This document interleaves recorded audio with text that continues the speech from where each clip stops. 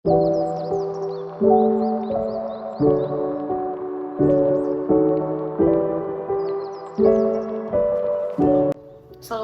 warahmatullahi wabarakatuh.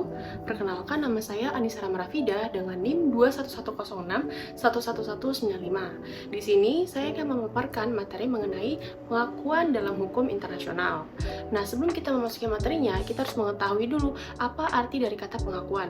Pengakuan itu berasal dari bahasa Inggris yang artinya recognition, juga dalam bahasa Prancis disebut juga reconnaissance, dan juga dalam bahasa Jerman disebut Anerkennung. Pengakuan merupakan kelembagaan yang memiliki arti penting dalam membentuk suatu hubungan antar negara. Sudah harus kita ketahui, pada zaman abad ke-20 sekarang ini, sudah tidak ada lagi negara yang merasa terasingkan. Dan karena semakin majunya teknologi, maka semakin mudahnya untuk membentuk suatu hubungan interdependensi untuk satu negara dengan negara lain. Dan sebelum untuk membentuk suatu kerjasama untuk negara lain di bidang politik, ekonomi, sosial, budaya, maupun pendidikan sekalipun, harus melalui proses pertama kali yang dinamakan pengakuan. Mengenai hal pengakuan, tidak ada satupun negara yang memiliki kewajiban untuk mengakui negara lain, dan juga kebalikannya, tidak ada satupun negara yang memiliki hak untuk mendapatkan pengakuan dari negara lain. Nah, banyak yang berpendapat bahwa pengakuan merupakan suatu perbuatan hukum. Namun ada juga pendapat lain yang menyatakan bahwa pengakuan hanyalah suatu perbuatan yang bersifat politik namun berimplikasi pada hukum. Nah, namun di sini pertanyaannya, apakah suatu negara yang sudah lahir harus mendapatkan pengakuan dari negara lain? Dan apakah jika terdapat dua negara yang ingin melakukan kerjasama namun mereka belum melakukan pengakuan satu sama lain, bisakah terwujud kerjasamanya? Nah, tujuan dari pengakuan itu sendiri untuk menjamin kedudukan yang wajar di antara negara-negara berbangsa lainnya. Nah, dan juga dengan adanya pengakuan ini, negara yang baru mendapatkan pengakuan tersebut tidak perlu lagi merasa khawatir akan adanya pergeseran atau pengancaman politik dari negara-negara lainnya, karena negara tersebut sudah memiliki pengakuan yang kedudukannya sama rata dengan negara lain. Nah, dalam pengakuan hukum internasional terdapat dua jenis. Yang pertama, pengakuan secara de facto, dan yang kedua secara de jure. Nah, pengakuan yang pertama ialah pengakuan secara de facto.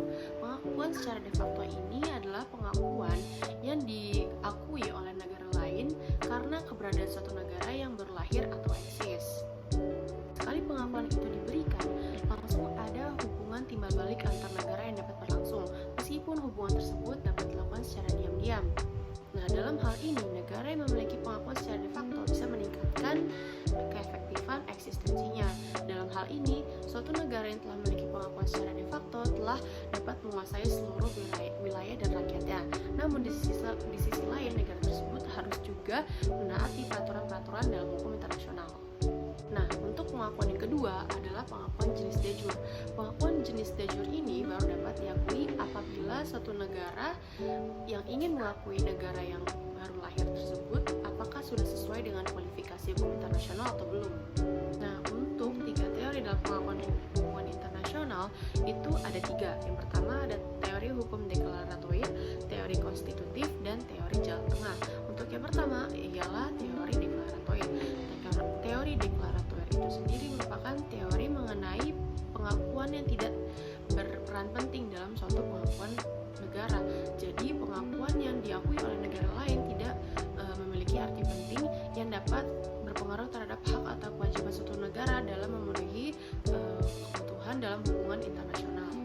Nah, yang kedua ini adanya teori konstitutif. Teori konstitutif ini sendiri justru kebalikannya dari teori deklaratoir, di mana pengakuan itu merupakan suatu syarat penting dalam suatu negara dalam melakukan suatu hubungan internasional, karena teori konstitutif itu sendiri dapat menjadi identitas atau syarat adanya keberadaan suatu negara dalam anggota masyarakat internasional. Nah, dengan adanya teori konstitutif ini sendiri menjadi suatu syarat bagi suatu negara apakah negara tersebut memiliki kepribadian hukum internasional dalam suatu negara. Nah, yang ketiga ini ialah teori jalan tengah atau teori penggabungan dari dua teori sebelumnya, karena di teori ketiga ini harus ada pemisah antara pribadi hukum dan juga pelaksanaan hak dan kewajiban di dalam pribadi hukum itu sendiri. Karena di dalam pribadi hukum tidak perlu adanya pengakuan, namun dalam pelaksanaan hak dan kewajiban suatu negara untuk melaksanakan hak dan kewajiban dalam hukum internasional harus diperlukan adanya pengakuan itu sendiri. Nah, sedangkan apabila kita melihat dari cara pemberian pengakuannya terdiri dari dua jenis. Yang pertama dari secara terang-terangan atau express recognition, yaitu pengakuan yang dilakukan oleh suatu negara terhadap negara lain yang bersifat resmi. Ada buktinya, ada bukti tertulis. Nah, untuk yang satu lagi bersifat diam-diam atau implied recognition. Nah, pengakuan tersebut bisa dilihat dari mana? Pengakuan tersebut bisa dilihat dari tindakan-tindakan suatu negara yang melakukan hubungan antar negara lain yang bersifat diam-diam atau tidak resmi. Nah, di dalam pengakuan dikenal juga adanya istilah pengakuan bersyarat.